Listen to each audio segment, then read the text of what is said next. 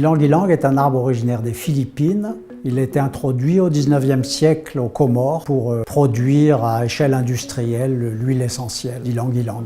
Ce qui a attiré la préférence ou le goût des parfumeurs pour l'ylang, c'est cette odeur extrêmement capiteuse. Le NRSC est une association constituée par 20 entreprises du parfum et de la cosmétique qui ont décidé de se regrouper pour faire ensemble des actions qu'elles auraient eu du mal à faire chacune de leur côté. Son objectif est de s'assurer de la pérennité et de la durabilité des filières des matières premières qu'elles utilisent.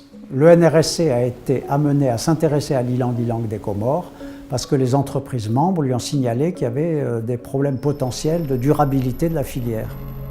Le premier, c'est celui de la consommation de bois, ce qui représente 15% de la déforestation des Comores. Le deuxième problème est celui de la qualité de l'huile, qui est très inégale.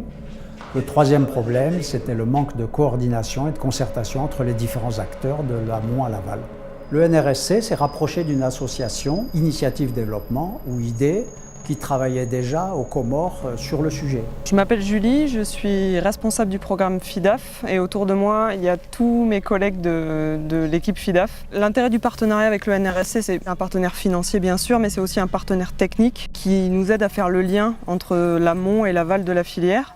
IDE avait développé des prototypes d'alambics qui consommaient 50% de bois en moins. Le NRSC a aidé IDE à les développer et à les installer un peu partout dans l'île. La chaleur ne va pas sortir là tout de suite, mais elle va se trouver dans l'obligation de circuler et puis entrer dans les tuyaux. Bakolini wahimo wahipara wanankunu waho kiasi usipare ufanye hazi yao siku ya hungia ela maurdi ya mabako ya handa na kuyarumia mana yayo mana ni mkasinja ela ezimpuni titi mabako normali obo pia zibongo senda fete rara na ya handa ya hona kufanya hazi hunu pia activité pia c'est bon. Bengo jalini wekamba upepo vavo talisha belini wa mupara idegria. On a essayé d'économiser aussi vite pour remplacer tous les autres alambics qu'on avait installés.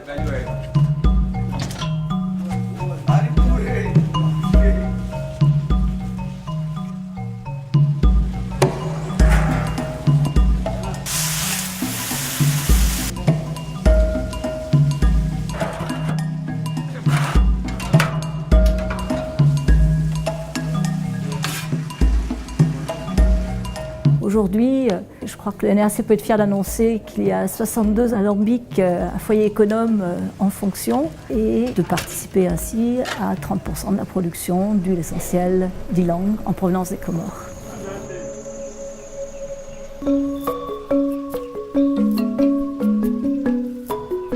Par rapport au rapport de la FAO, nous sommes 4e au taux de déforestation mondiale. Pour pallier la déforestation et le besoin en bois, le NRSC a contribué à lancer un programme de plantation. Aujourd'hui, il y a 20 000 arbres qui ont déjà été plantés. Ces arbres plantés visent à produire du bois énergie, mais d'ici là, ils vont fournir des services écosystémiques, économiques à la population. Anarihafili anahemerwa kamba mirio ntongehanda yo hifadhi ardhi ikambane yo ushotengeleze ardhi yani ardhi ikairemwana jwa nguvu yo tena yo jotsenge samba mwiri wakati kwamba ni wavwa hano hale wo shondolea mnyayo mwiri ulio kambane wabavuni yani wo jongeza mkabala ya amaji. C'est des pépiniéristes eux-mêmes qui ont choisi d'introduire des nouvelles essences, notamment parce que c'était demandé par la population. Et certaines personnes sont motivées à replanter des arbres et à s'engager dans le projet. Oui.